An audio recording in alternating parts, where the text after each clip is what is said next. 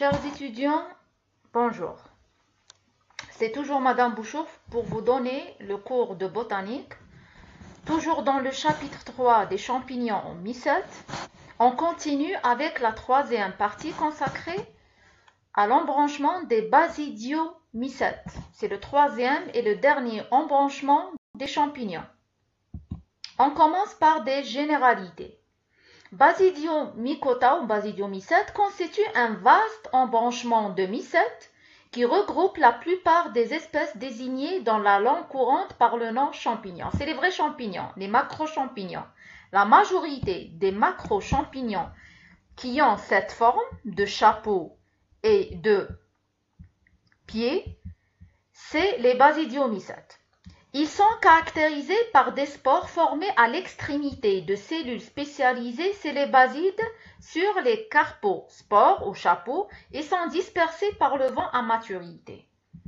Comme pour les ascomycètes, les spores sont formés à l'intérieur des asques et pour les zygomycètes, les spores sont formés à l'intérieur des zygosporanges. Pour les basidiomycètes, les spores sont formés pas à l'intérieur mais sur les basides. Les basidiomycètes sont couramment appelés champignons à chapeau. Ces champignons peuvent être classés sur des critères morphologiques comme forme du pied, du chapeau, consistance de la chair, couleur des spores. Organoleptiques, c'est quoi les critères organoleptiques? C'est par rapport à la consommation. C'est l'odeur, les saveurs, le goût et chimique aussi. L'embranchement comprend environ 25 000 espèces. Ils sont d'importants décomposeurs de bois, c'est-à-dire de forêts, d'arbres et d'autres matières végétales. Exemple, les exemples les plus fréquents de basidiomycètes, les plus connus, c'est les bolets, les agariques et les amanites. Vous voyez ici un exemple de basidiomycète.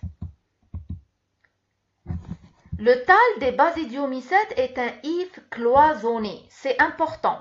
Le hyphe des basidiomycètes, il est cloisonné, comme celui des ascomycètes, qui vit sur la terre riche en humus, c'est-à-dire en matière organique, les végétaux en décomposition, le vieux bois, les agglomérations de feuilles mortes, etc. Voilà un hyphe cloisonné, comme celui des ascomycètes. Il peut être quelquefois parasite de certaines plantes vivantes. Il existe également des basidiomycètes microscopiques, mais ils sont rares, moins connus, qui peuvent être phytopathogènes, comme les rouilles et les charbons, qui sont deux maladies très connues du blé. La rouille du blé et le charbon du blé, c'est des maladies qui touchent les feuilles du blé, le qamh, et ces champignons, les rouilles par l'espèce Puccinia, c'est une basidiomycète ou agent d'altération d'aliments. Les basidiospores se trouvent sur l'extrémité des basides, comme j'ai déjà dit. Voilà une baside. Vous voyez ici, c'est une baside. Il n'y a pas les spores à l'intérieur des basides. Non, les spores se trouvent à l'extrémité des basides.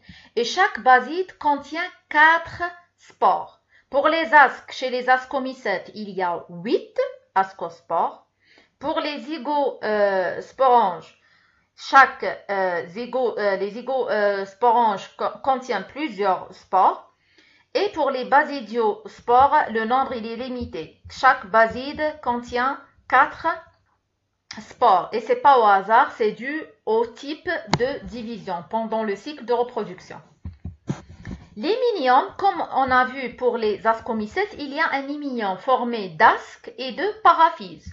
La même chose, l'hyminium des basidiomycètes, il n'est pas formé d'asques et de paraphyses, il est formé de basides plus cystides. Les cystides sont à la place des paraphyses.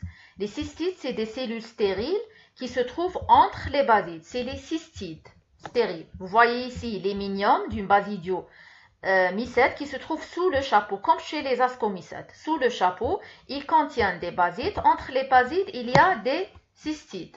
C'est la partie, l'hyminium, c'est la partie fertile du champignon.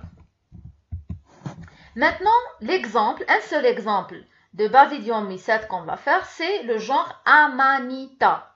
Le genre Amanita, c'est un genre qui comporte plusieurs espèces. Il est très connu. Il est très typique, c'est-à-dire il représente une vraie basidiomycète. La position systématique, le règne mycota, l'embranchement basidiomycota, la classe Agaricomycète, la sous-classe Agaricomycetidae, l'ordre Agarical, famille Aminatacées et le genre Amanita. Vous voyez ici, il y a plusieurs espèces différentes de forme, de couleur, mais c'est toujours la même composition. Si on décrit la description du genre Amanita, le genre Amanita comprend un peu plus de 550 espèces. C'est un grand champ quand même. Des plus toxiques, il y a des Amanita vraiment toxiques et il y a d'autres Amanita comestibles les plus savoureuses, qui ont bien sûr un très bon goût. C'est un champignon terrestre, c'est-à-dire qui vit sur la terre, il est terrestre. Le chapeau est garni de lames de couleur blanche. Voilà le chapeau. Quand on retourne le chapeau, on trouve ici des lames de couleur blanche. Quelquefois jaune et la sporée est blanche, c'est-à-dire les spores, quand on voit la sporée c'est l'ensemble des spores. Au moment de la maturité, elle est de couleur blanche. Le stipe c'est ça, c'est le pied. Et plus ou moins bulbeux, souvent chaussé d'une volve plus ou moins visible.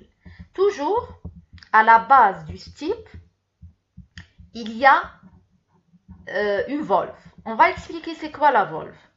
Un anneau généralement en forme de collerette ou en jupe, voilà l'anneau. Et présent chez les spécimens jeunes, c'est-à-dire quand les amanitas sont jeunes, on trouve ici un type d'anneau.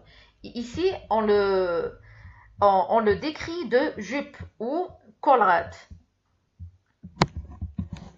La volve maintenant, cette forme qui se trouve à la base du champignon, elle vient d'où? C'est des restes du voile, sorte de coquille, à l'intérieur de laquelle se forme le sporophore, au départ en face hypogée. La face hypogée, c'est-à-dire c'est la phase où le champignon était sous le sol. Il n'est pas encore apparu. Les amanites se présentent comme des œufs blancs, exactement comme des œufs. On voit, avant l'apparition des champignons, le champignon, l'amanita sort d'un œuf, comme un poussin qui sort d'un œuf. Quand il sort vous voyez ici toutes les étapes de l'évolution d'une basidiomycète du genre Amanita. Un œuf, puis il sort comme un poussin. Les restes de l'œuf, baqaya al-bayda ou al-qishra, le jus soufflé, forment ce qu'on appelle la volve qui reste attachée au champignon. Puis la volve se déchire mais reste présente à la base du pied du champignon. Voilà l'origine de la volve. Maintenant, on passe à la reproduction. Tous les macrochampignons préfèrent la reproduction sexuée. Les grands champignons préfèrent la reproduction sexuée. Surtout chez les basidiomycètes, la reproduction asexuée, elle est très rare.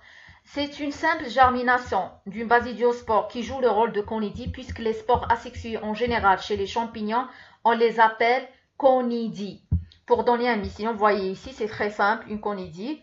Elle donne un mycélium cloisonné, puis le mycélium cloisonné va donner d'autres spores, etc.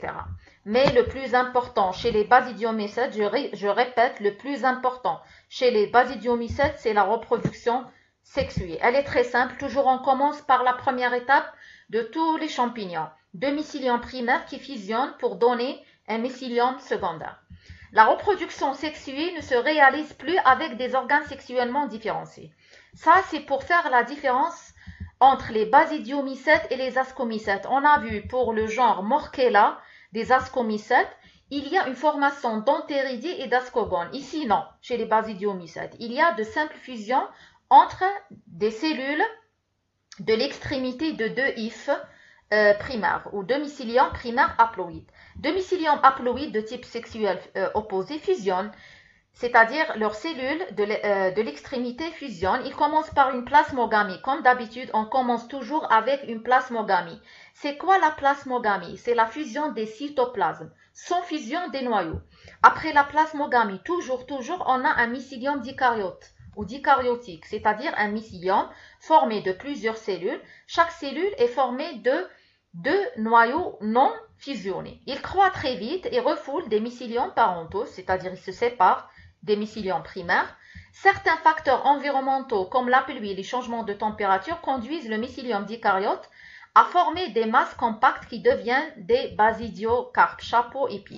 C'est-à-dire, il forme, le mycélium continue à se développer pour former tout le champignon, c'est-à-dire le pied plus le chapeau, comme on a expliqué pour les ascomycètes. La surface des lamelles du basidiocarpe est tapissée de cellules dicaryotes terminales, c'est les basides. On a dit que le mycélium secondaire reste dicaryotique, c'est-à-dire les deux noyaux restent séparés. Les cellules de l'extrémité de ce mycélium forment ce qu'on appelle les basides. Ces basides vont subir une karyogamie. Vous voyez ici la karyogamie, c'est-à-dire les deux noyaux fusionnent. Après la karyogamie, il y aura une méiose pour former 4 cellules. 4 cellules haploïdes, bien sûr. Après la méiose, qu'est-ce qu'elle fait la baside? Elle va éjecter les noyaux vers l'extérieur. Par quoi? Par des appendices. Chaque noyau diploïde subit la méiose et donc 4 noyaux haploïdes. La baside produit ensuite 4 appendices. C'est quoi l'appendice en arabe? L'appendice, il y a zawaid. L'appendice qui laisse chacun pénétrer un noyau haploïde. Chaque appendice va porter un noyau haploïde vers l'extérieur. À maturité, les basidiospores sont éjectés. Voilà la forme du baside. La baside avant maturité, il y a 4 basidiospores, mais ils sont placés à l'extérieur sur des appendices. Ce n'est pas à l'intérieur. Au moment de la maturité, les basidiospores sont éjectés, tombent du chapeau et sont dispersés par le vent. Et les basidiospores, bien sûr haploïdes, quand elles germent dans un environnement adéquat, deviennent des mycéliums haploïdes et le cycle se ferme. Bien sûr, il y a un nouveau cycle de reproduction sexuée.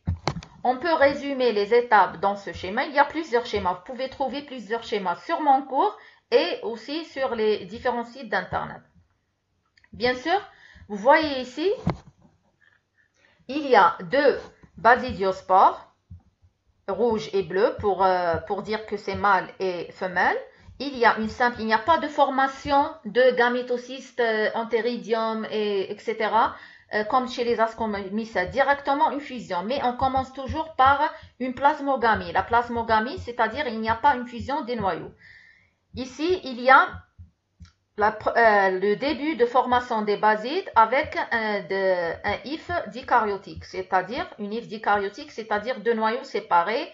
Et après, ici, il y a la fusion des, vous voyez ici, il y a les basides, la formation des basides, la fusion des noyaux, et puis une méiose. Après la méiose, il y aura un rejet des 4 basidiospores à l'extérieur par les appendices, et après, il y a une libération.